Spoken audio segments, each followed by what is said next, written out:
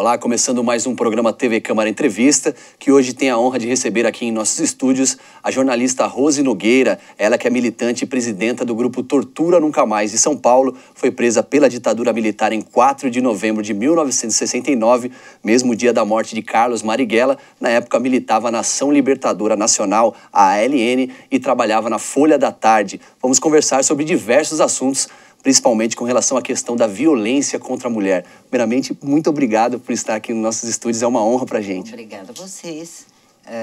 Eu é que fico muito honrada cada vez que eu venho em Jacareí, que é a cidade que eu nasci, né? Com rima e tudo.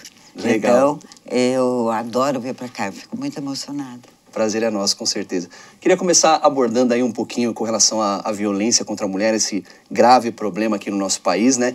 Que inclusive tem até uma nomenclatura própria, que é o feminicídio. Segundo algumas informações, 7 em cada 10 mulheres no Brasil já sofreu ou vai sofrer algum tipo de violência. Esse número é triste.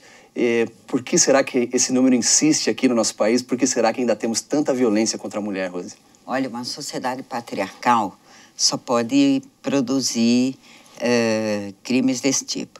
Então, enquanto a gente não educar os homens para o bom convívio humano com as mulheres, vai ficar acontecendo, infelizmente, coisas desse tipo. Os números são assustadores. E também é bom lembrar que a violência não é só física, ela é verbal. Ela é a desqualificação diária, muitas acontecem isso. Ela é o xingamento. Então, acontece de várias outras maneiras. E isso é uma infelicidade, porque quando as crianças veem isso, elas vão reproduzir na idade adulta. É verdade. E voltando um pouquinho na história da sua vida, como que é para você, hoje uma militante dos direitos das mulheres, queria que você falasse um pouquinho, porque você já sentiu na pele, né, o que é essa violência contra a mulher, inclusive estou sofrendo a tortura da ditadura na pele. Como que é isso? Bom, a tortura, ela não era... É claro que ela tinha uma parte muito ligada com a questão de ser mulher, não é?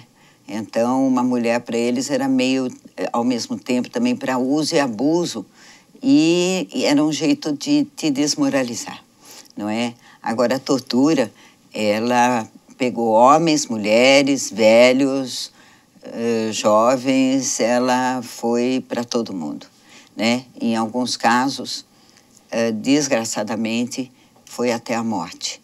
Nós, jornalistas, temos um número muito grande de jornalistas que morreram na ditadura. O mais conhecido, com quem eu trabalhei também na TV Cultura, que foi meu amigo, meu diretor, meu professor, Vladimir Herzog, não é? Que fechou o jornal na sexta-feira, 24 de outubro de 75, já com a polícia na casa dele, prometeu se apresentar, dormiu uma pessoa da área da repressão na casa dele, ele se apresentou sábado pela manhã e sábado à noite ele estava suicidado, né? Porque foi a informação suicídio que agora ficou comprovado que ele foi morto na tortura. Ou seja, aquele sábado matou um jornalista, um grande brasileiro, que passou na tortura o dia inteiro até a morte. E tivemos outro, que era da Folha da Tarde também conosco, Luiz Eduardo Merlino, não é? Que ele era o fechador, o redator de Brasil, na Folha da Tarde. Hoje em dia a gente fala Editoria Brasil, né? Editoria de política. Ele foi preso e aí ele teve uma infecção absurda e morreu. E a família encontrou ele no IML, né? Isso foi em 1971. Mas também pelo Brasil nós temos muitos e muitos jornalistas que morreram. Eu acho que passa de 16. 16 nós temos total certeza. Esses jornalistas... Mas alguns falam em 24. Jornalistas que combatiam aí na linha de frente, né? Que era um grande jornalista também. Teve muitos que foram até a morte, torturados até a morte. E antes da gente começar a falar mais aí sobre a violência contra a mulher e falar um pouquinho sobre a situação, queria que você contasse um pouquinho da história, né, da sua história, no caso, você foi tirada aí dos braços do seu filho recém-nascido pelas mãos da ditadura e sofreu essa violência na pele, ficou presa 9 meses em cárcere, inclusive na mesma prisão onde depois a nossa presidenta Dilma Rousseff também esteve presa. Foi. Como que foi essa violência? Esse dia, imagino que seja marcante na sua vida até hoje. É o pior de todos. Não existe dor maior que tirar filho da mãe e ainda mamando no peito. Ele tinha 1 mês de idade. Agora, dia 30 de setembro, ele completou 46 anos. E a dor não passa. Tenho a alegria de estar com ele, de ele ser um bom brasileiro, um bom jornalista, e de eu e o pai dele termos sobrevivido. Agora, não passa. Os torturadores, eles têm razão em uma coisa. Eles falavam, dor da tortura não passa, marca da tortura não passa. Não passa, não é? Mas nós vamos continuar lutando por memória, verdade e justiça no Brasil. E desde o dia que eu saí da prisão, 9 meses depois, e fui conhecê-lo, na verdade, com 10 meses, ele ficou com a minha sogra, quem eu agradeço, agora ela lá no céu, eu agradeço, porque o primeiro ano de uma criança é o fundamental, né? Agradeço por ter me ajudado tanto, ter transformado ele numa pessoa tão boa. E quando a gente pensa que lá na prisão, por exemplo, o que incomodava os meus torturadores no DOPS, no Esquadrão da Morte, eu fui presa pelo Esquadrão da Morte, é que eu tinha leite. E eles tiravam a roupa da gente. Para qualquer interrogatório, era sem roupa. Eu tinha leite, escorria leite. Isso incomodava o torturador. A maternidade é muito mais forte que qualquer coisa. E ele era um safado, sem vergonha, e pior que tudo, um grande assassino, um bandido. E eles me mandaram que me aplicasse uma injeção para cortar o leite. E aplicaram à força. Mas foi a hora que eu mais senti que era estão me separando do meu filho. Porque enquanto eu tivesse o leite, eu achava que eu ainda tinha uma ligação física com ele. Ele está com fome, por exemplo. Isso me desesperava, né? Porque as mães sabem, quando desce o leite, o bebê está na hora de mamar. E ele foi muito bem tratado pela minha sogra, cuidado por ela, Celina Closet, e eu não sei, tenho uma dívida de gratidão com ela e com quem ajudou ela, que é uma prima também do meu marido, pai do meu filho, que chama Regina, que morava perto e tinha bebê também e ajudava muito. Então, ele fez 46 anos, mas a dor não passa nunca. Rose, imagino que Mas a alegria é maior e vai ser sempre maior. E é isso que ajuda a gente a continuar lutando por outras mães, não é? Então, desde o dia que eu saí da prisão, eu resolvi que me dedicaria aos direitos humanos. Eu ia perguntar, inclusive, isso. Sei que é um assunto delicado, mas esses tipos de... Eu queria que você falasse um pouquinho dos tipos de violência que você já sofreu e, inclusive, como que isso transformou você numa militante e como que isso mudou a sua vida no sentido de você não tolerar mais ver nenhuma mulher sofrendo violência, né? Imagino que isso fez uma diferença grande. Fez total.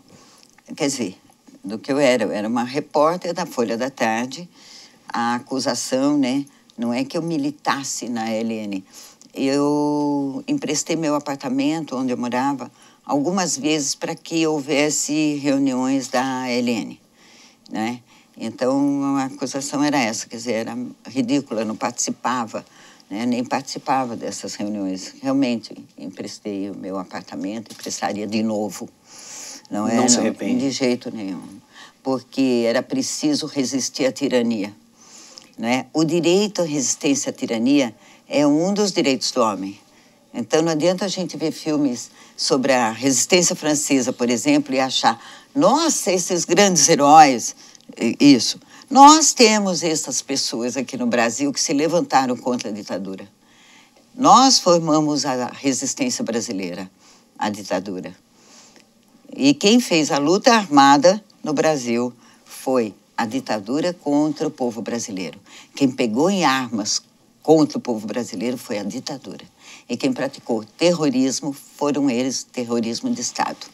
Porque era um terror mesmo, todo mundo sabe. Você não podia falar, você não podia escrever. Nós, jornalistas, sofremos a violência da censura nas redações. Eu, na Folha da Tarde, no dia do ato 5, 13 de dezembro de 68, vi chegar, junto com meus colegas todos, um senhor que ninguém conhecia, que sentou numa mesa, não falou boa tarde. Ele era o censor.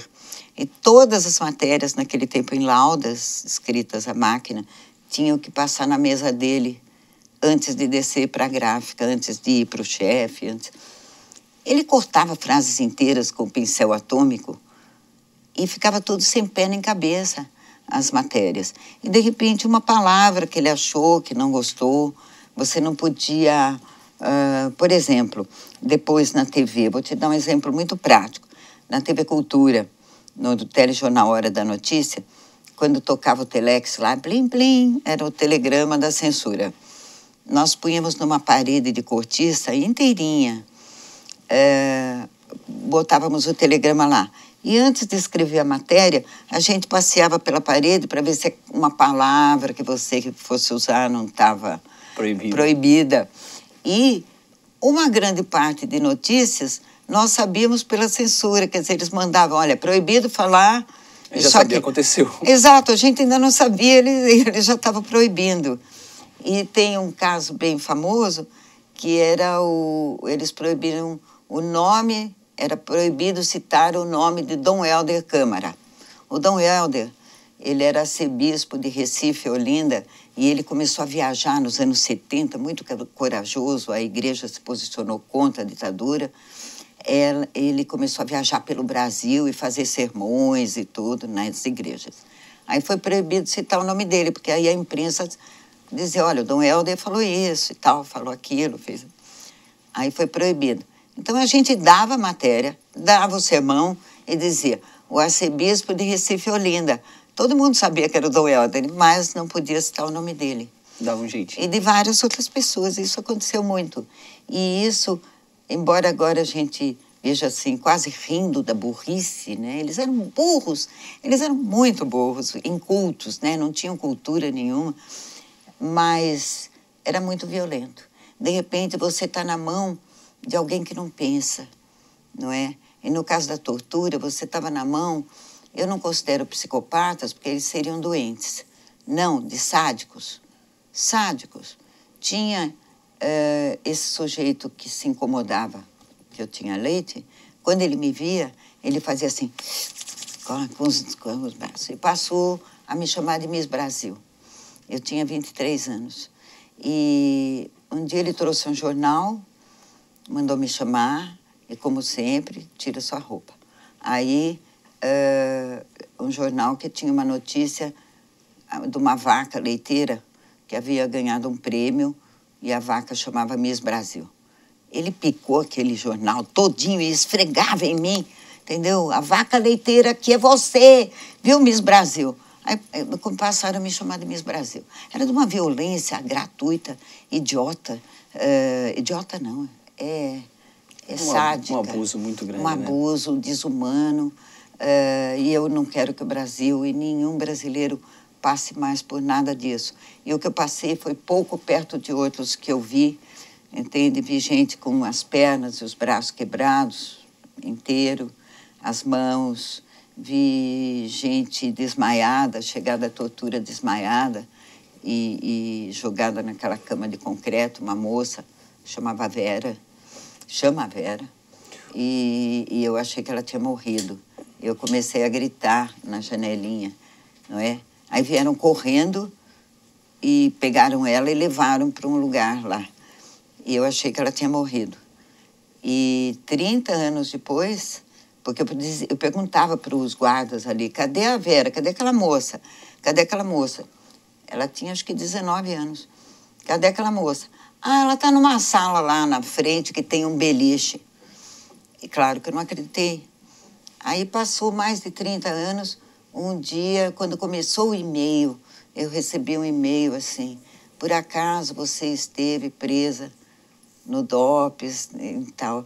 Eu sou a Vera, uma moça que ficou com você, eu não vou esquecer e tal. E era um sábado. Eu passei aquele sábado tremendo, me emociona agora ainda, de descobrir que ela estava viva, né? Uma pessoa que eu pensei que tivesse morrido, eu aí descobri que ela estava viva. Que a Lúcia Murat, que passou também pela prisão no Rio de Janeiro, é cineasta, ela fez o filme Que Bom Te Ver Viva, porque, meu Deus, que maravilha. Aí ela veio com o marido, o Sérgio, ele também ficou preso, vieram para São Paulo e nós nos encontramos. Ela mora no interior, em Rio Preto, e nós nos encontramos e foi uma felicidade, né? Então, eu gosto. Agora vai ter o dia do professor, ela é professora, agora já aposentada, e eu sempre escrevo para ela uma maçã bem doce para você. Emocionante, Rose. É. E muito emocionante mesmo. E naquela época, então, sofrendo as mulheres ou os brasileiros sofriam a violência por conta da ditadura. E hoje nós não vivemos mais uma ditadura, porém algumas mulheres ainda passam por isso dentro das suas próprias casas. Então, porque você cria com isso uma sociedade violenta, né? Desde sempre a violência contra a mulher foi aceita. Ora, como é que é a nossa história, não é? Você tinha os senhores fazendeiros da colônia, eles tinham a mulher branca portuguesa e vários filhos com as escravas, e ai delas se um dia qualquer... Ao contrário, elas eram as amas de leite e ainda criavam os filhos brancos, não é? Então, olha que costume nós temos do uso das mulheres, né? E isso desemboca nas relações, nos casamentos. Você pode ver que muitas mulheres são mortas por ex-marido, ex-namorado, que não aceita que ela vá viver a sua vida, não é? Então, como é que você pensa? Como é que pensa? Não, mulher não pode. Eu posso viver minha vida sozinha. As mulheres não podem, que é a questão do feminicídio, não é? Que então você mata a mulher porque não suporta que ela seja dona da própria vida, não é? Dona da vida dela e do destino dela. E hoje a gente ainda vê isso. O papo tá bom, vamos para um breve intervalo. Conversa muito emocionante. Você está assistindo o programa TV Câmara Entrevista, hoje com a jornalista Rose Nogueira, presidenta do grupo Tortura Nunca Mais de São Paulo, que está conversando com a gente sobre a violência contra a mulher, entre outros assuntos. Voltamos no próximo bloco.